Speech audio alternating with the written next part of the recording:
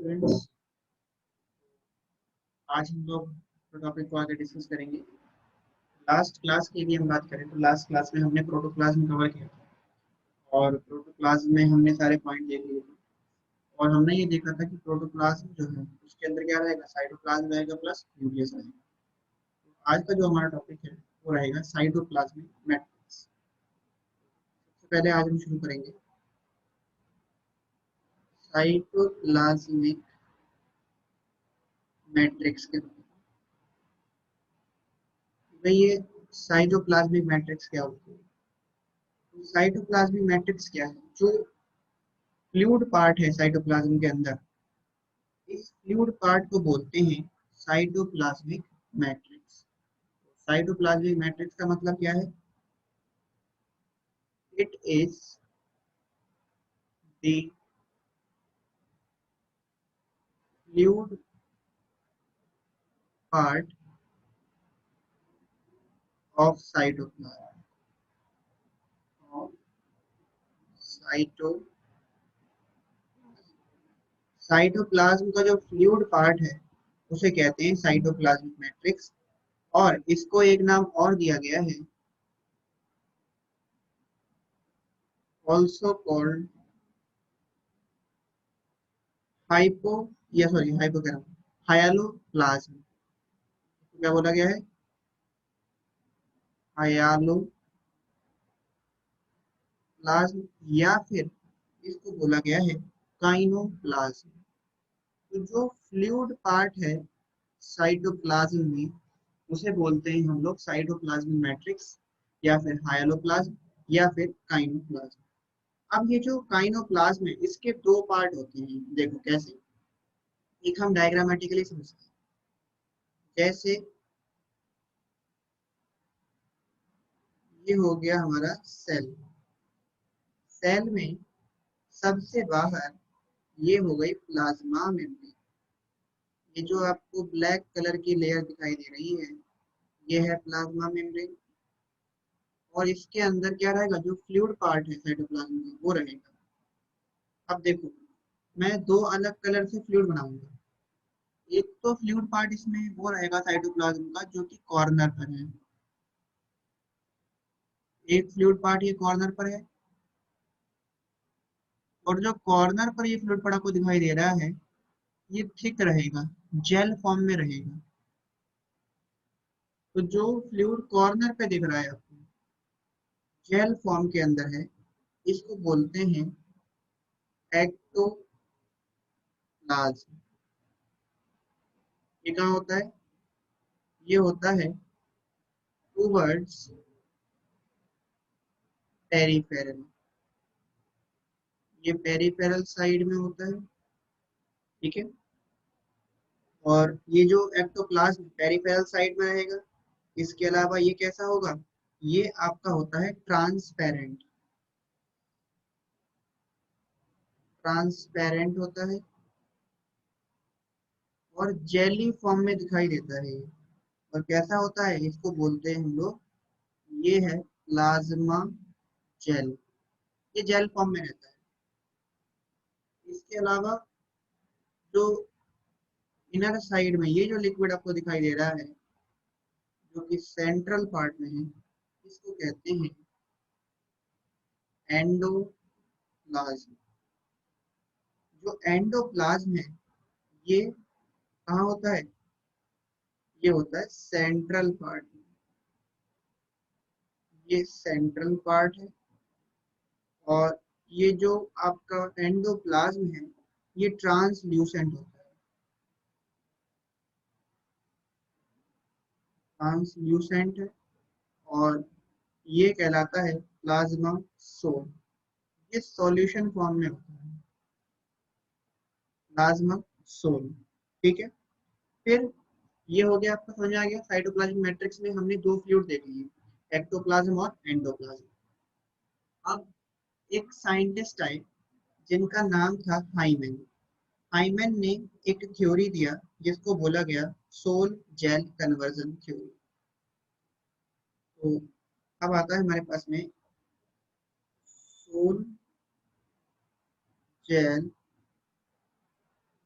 GEL jail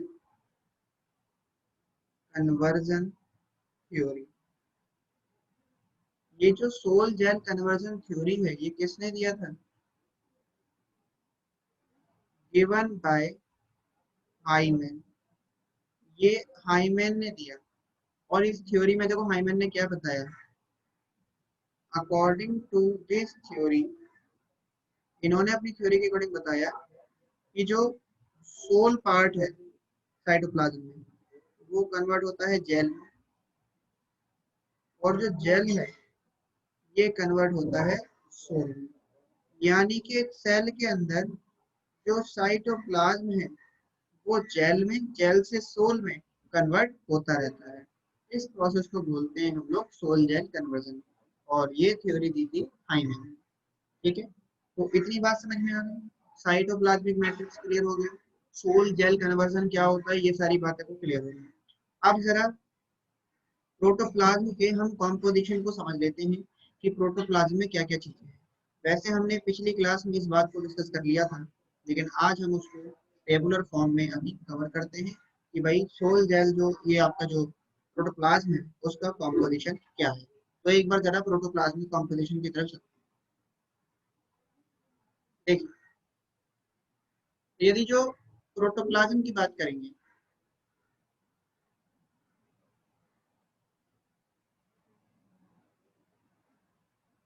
protoplasm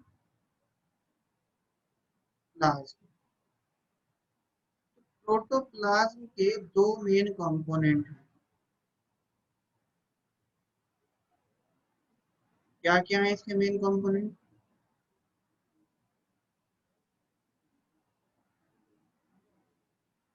एक तो है न्यूक्लियोप्लाज्म,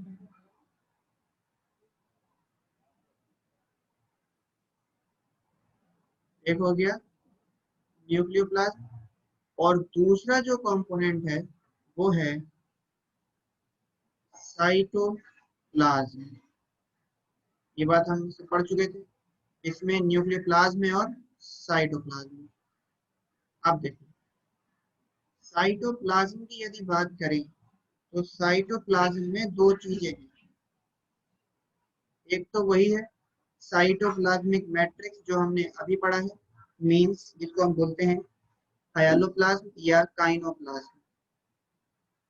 एक है हायालोप्लाज्म, या इसको क्या बोलते हैं, काइनोप्लाज्म बोलते हैं, या इसी को बोलते हैं साइटोप्लाज्मिक मैट्रिक्स। तो ये हो गया। और दूसरा है ट्रोफोप्लाज्म। दूसरा पार्ट है ट्रोफोप्लाज्म। ट्रोफोप्लाज्म, ठीक है। यदि जो हम हायालोप्लाज्म की बात करें तो ये क्या होता है, ये है लिक्विड कंटेंट ऑफ साइटोप्लाज्म। ये साइटोप्लाज्म का लिक्विड कंटेंट है। और यदि जो ट्रोफोप्लाज्म की बात करेंगे तो ये क्या होता है, ये होता है एवरीथिंग, जितना भी सेल के अंदर है, जितना भी साइटोप्लाज्म के अंदर है एक्सेप्ट लिक्विड पार्ट को छोड़ के, तो everything in cytoplasm except liquid part. Liquid part के अलावा जो कुछ भी बचा वो सारा कहलाता है ट्रोफोप्लाज्म। अब जो ट्रोफोप्लाज्म है ना, ये किसी डाई से स्टेम हो सकते हैं। ट्रोफोप्लाज्म में दो चीजें आती हैं,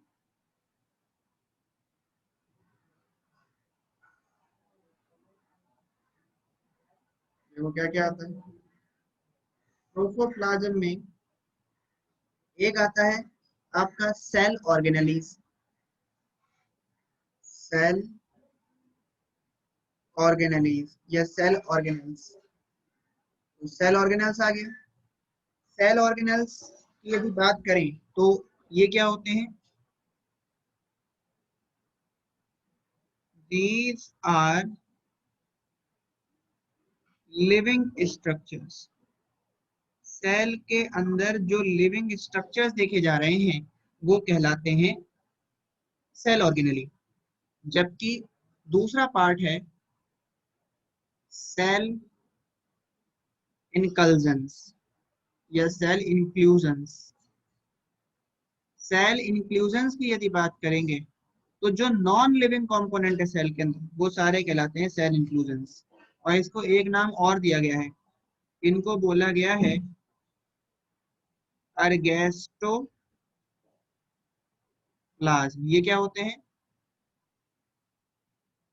These are non-living structures। Cell के अंदर जितने भी नॉन लिविंग स्ट्रक्चर्स हैं वो सब कहलाते हैं अर्गेस्टोप्लाज्म। इतनी बात क्लियर हो गई? तो ये हमने देख लिया प्रोटोप्लाज्म का कॉम्पोजिशन। ठीक है, तो ये सारी बातें क्लियर हो गई आपको, साइटोप्लाज्म समझ में आ गया और जो इसका कॉम्पोजिशन है वो सारा क्लियर हो गया। अब हम आगे बढ़ते हैं और समझते हैं एक प्रोसेस को जिसको हम कहते हैं साइक्लोसिस या फिर साइटोप्लाज्मिक स्ट्रीम।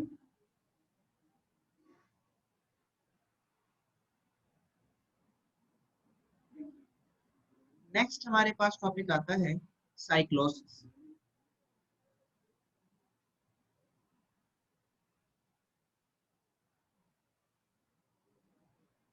साइक्लोसिस या फिर साइक्लोसिस को बोलते हैं साइटोप्लाज्मिक स्ट्रीमिंग। साइक्लोसिस या साइटोप्लाज्मिक स्ट्रीमिंग, ये जो टर्म है साइक्लोसिस ये किसने दिया था?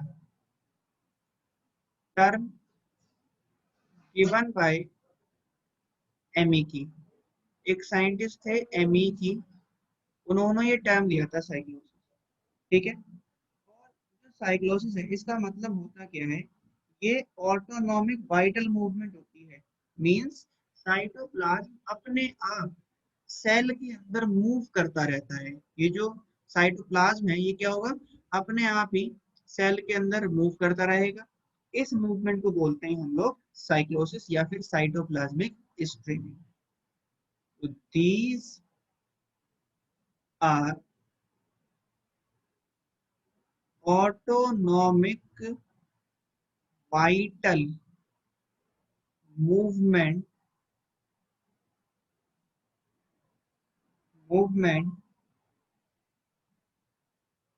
of cytoplasm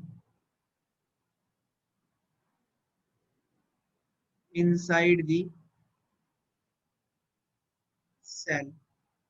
सेल में जो अपने आप मूवमेंट हो रही है, इंपॉर्टेंट जो मूवमेंट हो रही है उस मूवमेंट को बोलते हैं हम लोग साइक्लोसिस।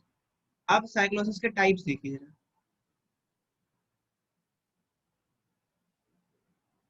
साइक्लोसिस को हमने दो कैटेगरी में बांटा है, दो तरह की मूवमेंट होती है।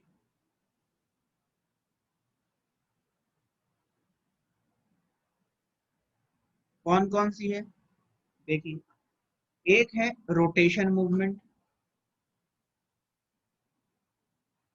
और दूसरी है सर्कुलेशन मूवमेंट। रोटेशन और सर्कुलेशन, जैसे हम एक सेल बनाते हैं, ये कोई एक सेल है, ये हो गई प्लाज्मा मेम्ब्रेन, और इस सेल के अंदर एक हो गया ये सेंट्रल वैक्यूल, ये हो गया सेंट्रल वैक्यूल। तो सेंट्रल वैक्यूल के अराउंड जो साइटोप्लाज्म है वो क्या होगा? एक ही डायरेक्शन में मूव करता रहेगा। तो जैसे साइटोप्लाज्म इस एक डायरेक्शन में इस सेंट्रल वैक्यूल के चारों तरफ मूव कर रहा है, तो इस तरह का मूवमेंट कहलाता है रोटेशन मूवमेंट। इसमें क्या होता है?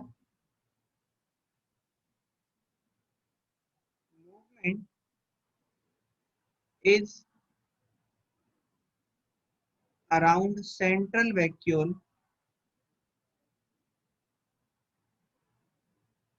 In one direction.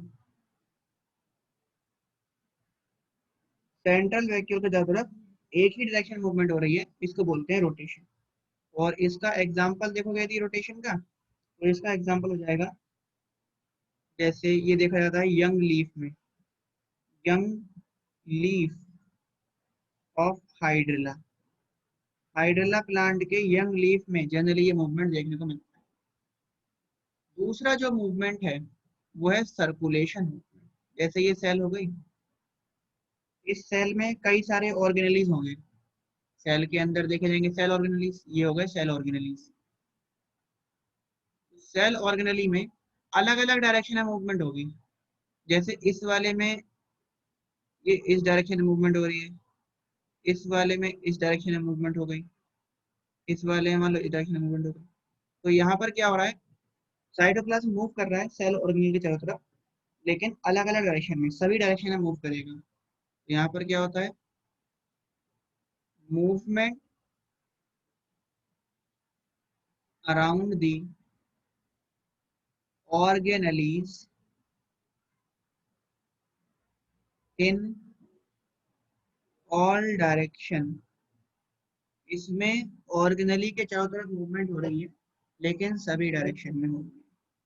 इसका एग्जांपल देखोगे तो इसके तो कई सारे एग्जांपल है, कहीं पर भी आपको ज्यादातर सेल के अंदर ये मूवमेंट आपको देखने को मिलेगा। ठीक है? अब रीजन क्या है, क्यों होता है साइक्लोसिस, उसके रीजन देख लीजिए। यहाँ हम समझ लेते हैं रीजंस फॉर साइक्लोसिस।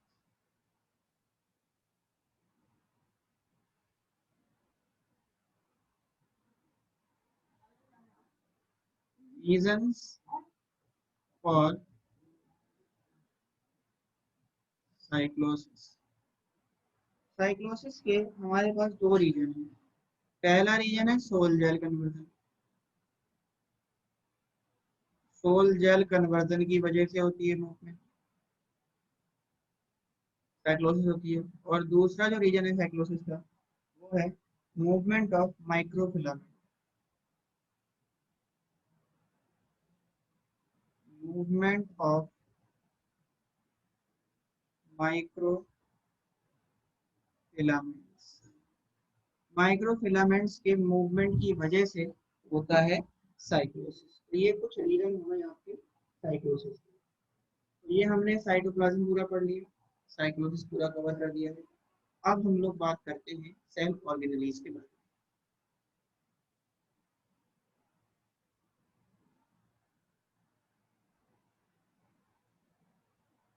चलिए देखिए, अब हम लोग डिस्कस करते हैं सेल ऑर्गेनेलीज को।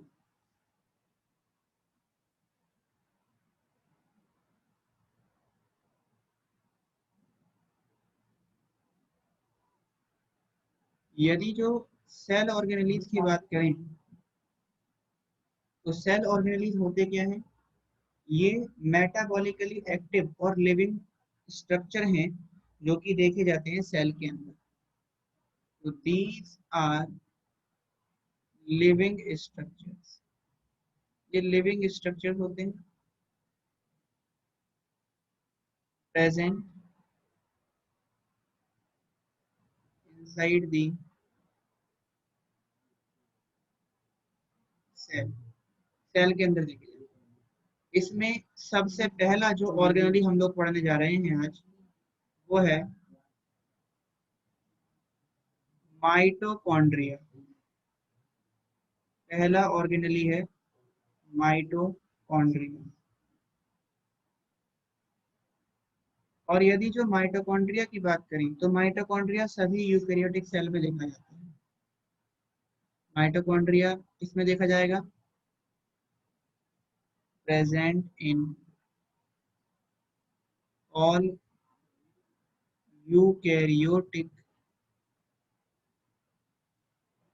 सेल्स, सभी यूकेरियोटिक सेल में होगा माइटोकॉन्ड्रिया। माइटोकॉन्ड्रिया की डिस्कवरी करी थी एल्टमैन और फ्लेमिंग ने।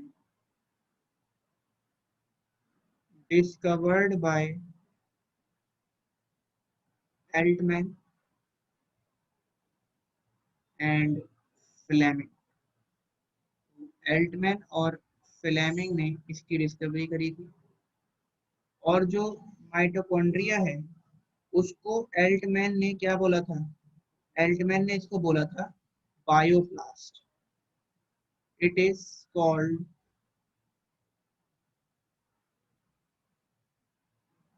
bioblast by Altman.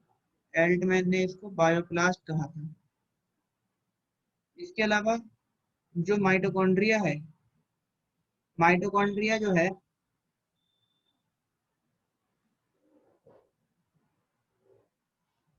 माइटोकॉन्ड्रिया सभी सेल के अंदर देखा जाता है। ये बात किसने कही थी? ये बात जो है इन्होंने बताई थी। इसके अलावा जो माइटोकॉन्ड्रिया है, इसको ना हम स्टेन कर सकते हैं, कलर कर सकते हैं, और जिस डाई से कलर होता है उसे बोलते हैं जेनस ग्रीन स्टेन। तो mitochondria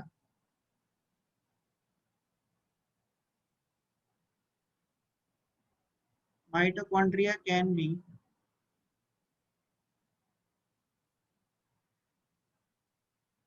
stained by Janus green stain। Janus green stain या Janus green डाई से इसको कलर किया जा सकता है। और जो माइटोकॉन्ड्रिया है ये क्या कहलाता है? पावर हाउस कहलाता है सेल का। और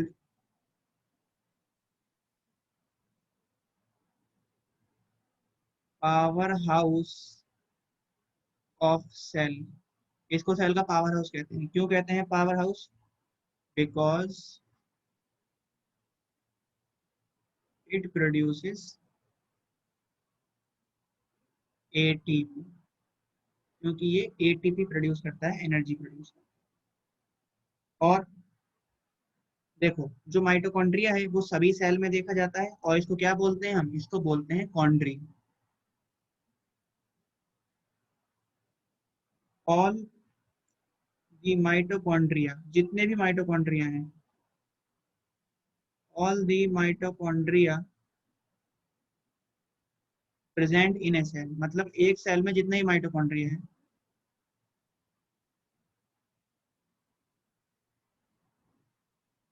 उन सब को क्या बोलते हैं? आर कॉल्ड कॉन्ड्री। एक सेल में जितने भी माइटोकॉन्ड्रिया हैं उन सभी को हम कॉन्ड्री बोलते हैं। और एक बात जो आपको याद रखनी है वो ये है कि माइटोकॉन्ड्रिया मैच्योर आरबीसी के अंदर और मैच्योर सीव ट्यूब सेल में नहीं होता। It is absence in mature RBC and mature sieve tube cell. ये मैच्योर आरबीसी में और मैच्योर सीव ट्यूब सेल में नहीं होता।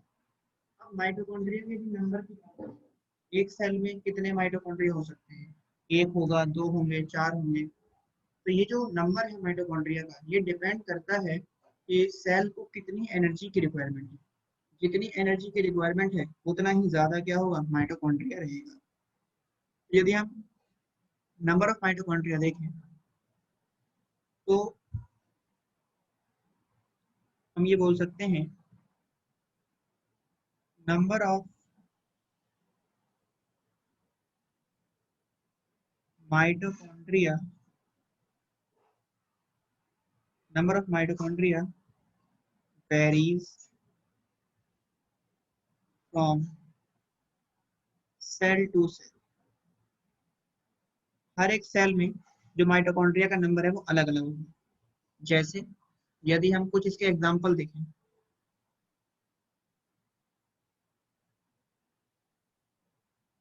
कुछ एग्जांपल्स देखते हैं। जैसे फर्स्ट है क्लोरेला या माइक्रोस्टीरियास। क्लोरेला के अंदर, क्लोरेला में या एक है क्लोरेला हो गया और एक हो गया माइक्रोस्टीरियास।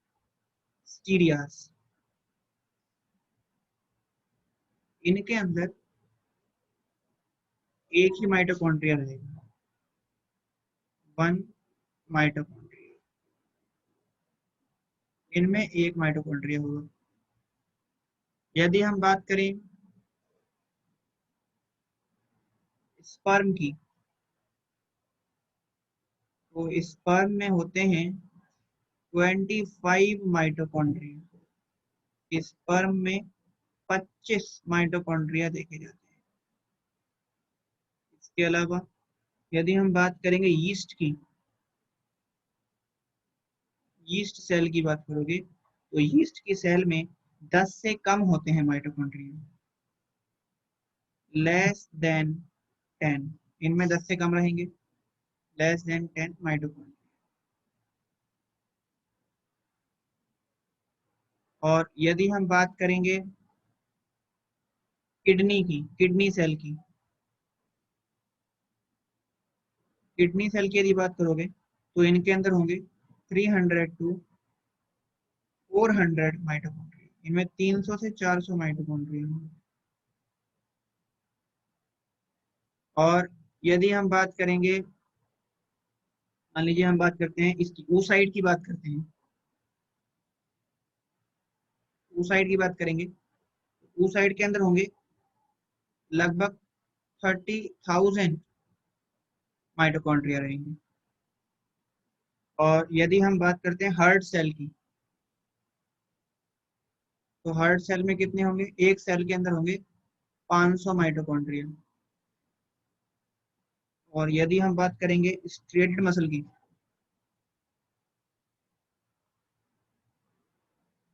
स्ट्रेटेड मसल की बात करोगे, स्ट्रेटेड मसल सेल की बात करोगे तो इसमें होंगे आपके पास 1000 माइटोकॉन्ड्रिया होंगे।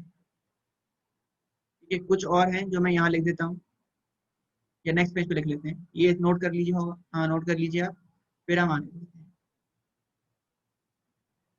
चलिए देखिए आगे, आगे यदि देखेंगे तो अगर हम बात करेंगे इसकी जाइंट अमीबा की बात करें,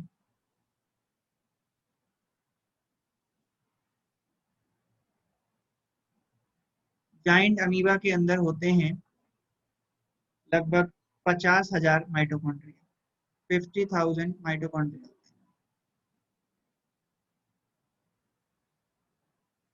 इसके अलावा यदि आगे देखें हम, तो एक आता है ये flight muscles of insect, insect की जो फ्लाइट मसल्स होती हैं,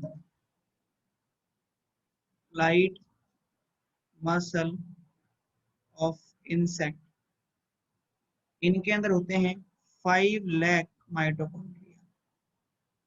इनमें 5 लाख माइटोकॉन्ड्रिया। तो अब आप नंबर देख रहे हो, तो नंबर देखने से ना आपको एक बात समझ में आ गई, जो हमने पॉइंट स्टार्टिंग में बोला था कि भाई जो नंबर ऑफ माइटोकॉन्ड्रिया हैं ये डिपेंड करते हैं एनर्जी रिक्वायरमेंट। तो the number of mitochondria depends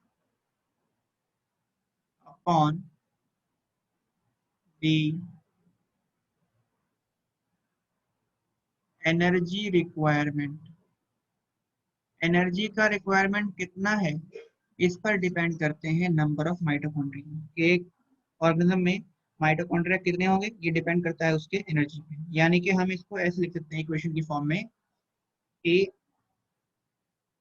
more energy यदि रिक्वायरमेंट है, मोर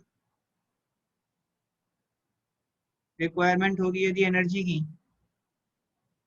ये ऐसे लिख सकते हैं एनर्जी रिक्वायरमेंट जो है वो क्या है, वो डायरेक्टली डिपेंड करती है किसके ऊपर, नंबर ऑफ माइटोकॉन्ड्रिया। जितनी एनर्जी ज्यादा चाहिए होगी उतना ही माइटोकॉन्ड्रिया का नंबर भी क्या होगा, ज्यादा। ठीक है, ये बात आपको समझ में आ गई। अब देखिए आगे आप बात करें यदि हम, तो ये बोल सकते हैं कि जो एनिमल्स होते हैं उनके अंदर माइटोकॉन्ड्रिया ज्यादा होते हैं एज कंपेयर टू प्लांट। तो हम ये बोल सकते हैं in animals,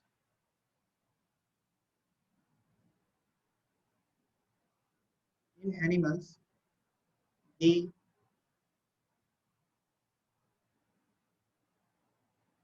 number of mitochondria, the number of mitochondria are more than plants.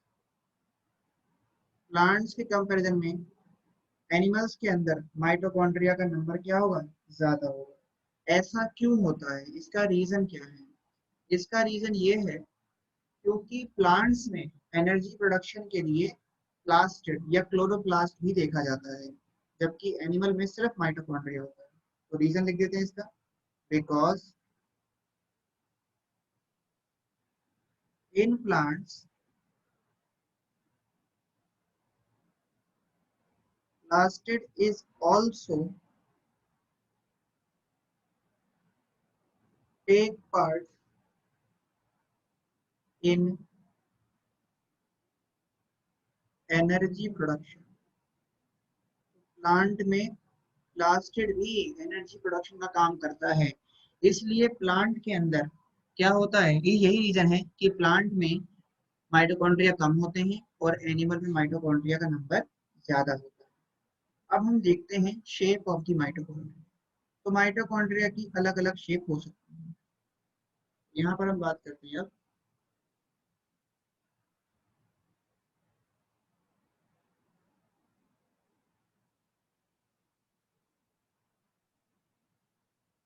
Shapes of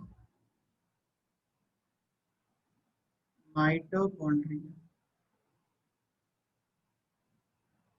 mitochondria के यदि शेप को समझेंगे तो माइटोकॉन्ड्रिया की अलग अलग शेप हो सकती है, और क्योंकि माइटोकॉन्ड्रिया डिफरेंट शेप शो करता है और ऐसा ऑर्गेनली जो अलग अलग शेप शो करे उसको बोलेंगे प्लियोमॉर्फिक ऑर्गेनलीज। ठीक है, माइटोकॉन्ड्रिया क्या कहलाता है? इट इज प्लियोमॉर्फिक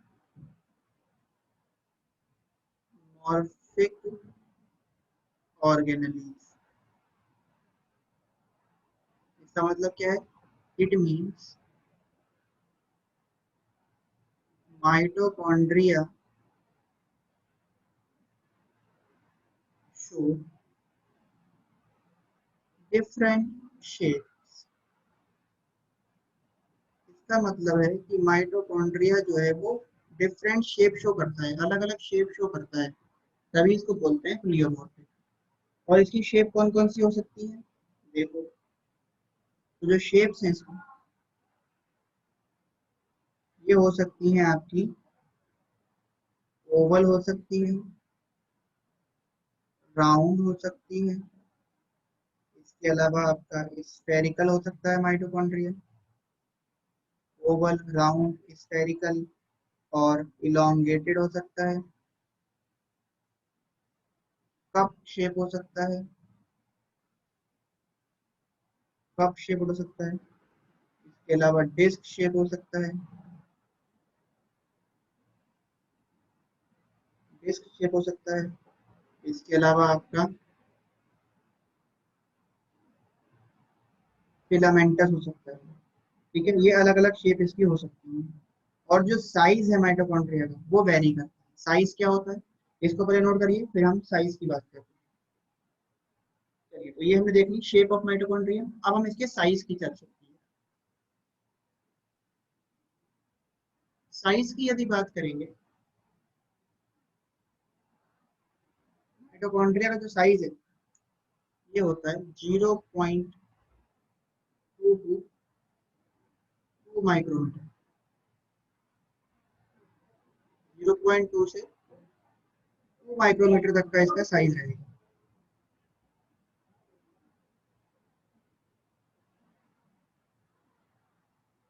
इसके अलावा जो हमारा स्मॉलेस्ट माइटोकॉन्ड्रिया है,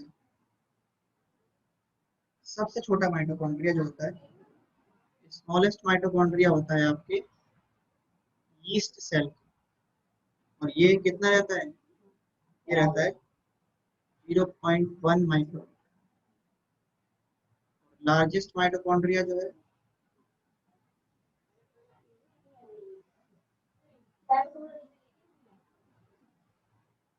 लार्जेस्ट माइटोकॉन्ड्रिया होता है आपका